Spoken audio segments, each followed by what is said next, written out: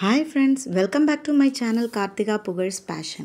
இன்னைக்கு நம்ம சிம்பிளா கண்டென்ஸ்டு மில்க் வச்சு செய்ய போற ஒரு ரவா லட்டு ரெசிபி தாங்க பார்க்க போறோம். அதுக்கு ஃபர்ஸ்ட் நான் 20 ல இருந்து 25 கேஷ்யூஸ், பாதாம், 1/4 cup of rava, 1/2 cup of துருவன தேங்காய், அதுக்கு அப்புறமா கண்டென்ஸ்டு மில்கி மிஸ்டோடது எடுத்து வச்சிருக்கிறேன். வாங்க அதை எப்படி செய்யலாம்னு பார்க்கலாம். ஃபர்ஸ்ட் கடாயில் நம்ம எடுத்து வச்சிருக்கிற ரவையை நல்லா கோல்டன் ப்ரௌன் கலர் ஆற வரை ட்ரை ரோஸ்ட் பண்ணணும். நான் இதை ஒரு 7 to 8 மினிட்ஸ் வரை ட்ரை ரோஸ்ட் பண்ணதுக்கப்புறமா இது நல்லா கலர் சேஞ்ச் ஆகி வருது பாருங்கள். இந்த ஸ்டேஜில் இதை தனியாக நம்ம ஒரு பவுலில் எடுத்து மாற்றி வச்சிடலாம். இந்த ரெசிபி செய்கிறதுக்கு மொத்தமே 20 to 25 மினிட்ஸ் தாங்க ஆகும். அதுக்கப்புறமா நம்ம எடுத்து வச்சுருக்கிற கேஷ்யூஸ் அண்ட் பாதாம் போட்டு அதையும் நம்ம நல்லா ட்ரை ரோஸ்ட் பண்ணணும். நம்ம என்ன நட்ஸ்னாலுமே யூஸ் பண்ணலாம், லைக் பிஸ்தா, வால்நட் அந்த மாதிரி. நான் இன்றைக்கி இந்த 2 மட்டும்தான் போட்டிருக்கிறேன். நான் எப்பயுமே அதிகமாகவே கொஞ்சம் கேஷ்யூஸ் போடுவேன், ஏன்னா இது கொஞ்சம் டேஸ்ட்டை என்ஹான்ஸ் பண்ணி கொடுக்கும்.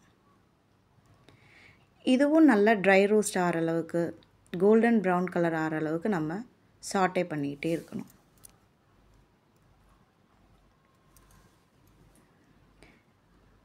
நம்ம இதை நெய் சேர்த்து கூட பண்ணலாம், ஆனால் நான் இன்றைக்கி நெய் ஆட் பண்ணலை.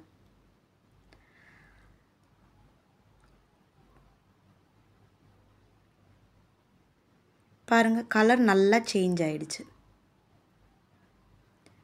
இந்த ஸ்டேஜில் இதையும் நம்ம ஒரு பவுலில் ட்ரான்ஸ்ஃபர் பண்ணி ஆற வச்சிடலாம்.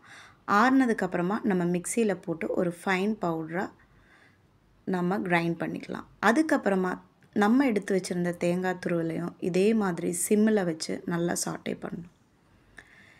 இதை மட்டும் நம்ம கொஞ்சம் கவனமாக பார்த்துக்கணும், ஏன்னா தேங்காய் டப்புன்னு அடி பிடிச்சிரும்.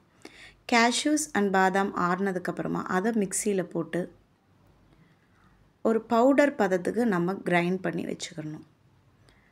ரொம்ப மேக்ஸிமமில் வச்சு கிரைண்ட் பண்ணிட்டோம்னா அது சம்வாட் லைக் பேஸ்ட் மாதிரி ஆகிடும். நான் பல்ஸ் விட்டு விட்டு இந்த மாதிரி பவுடர் ஃபார்மில் வர்ற அளவுக்கு நான் இதை கிரைண்ட் பண்ணிக்கிட்டேன். பாருங்கள், எனக்கு இப்படி தான் இருக்குது. இந்த மாதிரி எடுத்துக்கிட்டோம்னா யூஸ் பண்ணுறதுக்கு ஈஸியாக இருக்கும். தேங்காயும் நல்லா கோல்டன் ப்ரௌன் கலராக மாறிட்டு வருது. இந்த ஸ்டேஜில் நம்ம ஸ்டவ்வை ஃபுல்லாக ஆஃப் பண்ணிடலாம்.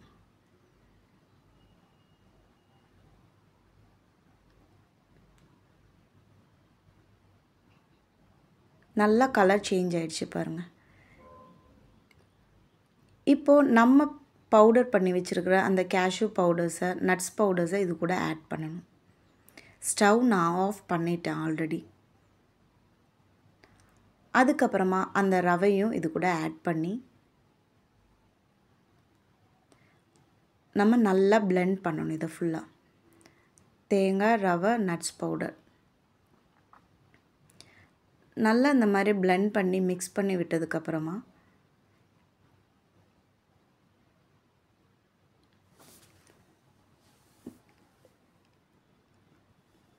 நம்ம எடுத்து வச்சுருக்கிற கண்டென்ஸ்டு மில்க் போடலாம்.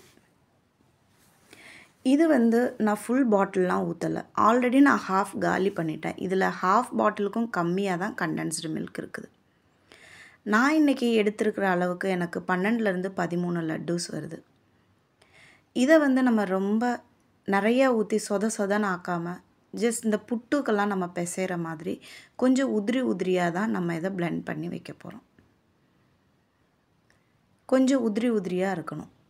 ரொம்ப சொதன்னு ஆயிடுனாலும் நம்மளால் உருண்டை பிடிக்க கஷ்டமாக இருக்கும்.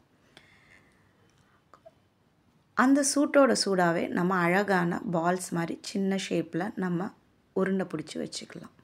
நல்லா டைட்டாக ப்ரெஸ் பண்ணி எனக்கு எப்பயுமே இந்த லட்டுவை செய்கிற அன்னைக்கே சாப்பிட்றோட அதை வச்சு மறுநாள் சாப்பிட்றதுல தான் ரொம்ப டேஸ்ட் அதிகமாக இருக்கிற மாதிரி ஃபீல் பண்ணியிருக்கிறேன். இதில் நான் எந்த சுகருமே ஆட் பண்ணல, ஏன்னா கண்டென்ஸ்டு மில்க்லேயே போதுமான அளவு ஸ்வீட் இருக்குது.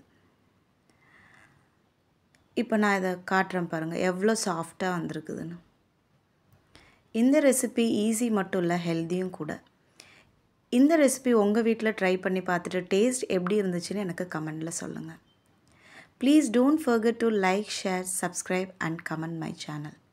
Thank you so much for watching my video. Stay tuned for more such useful videos. Bye.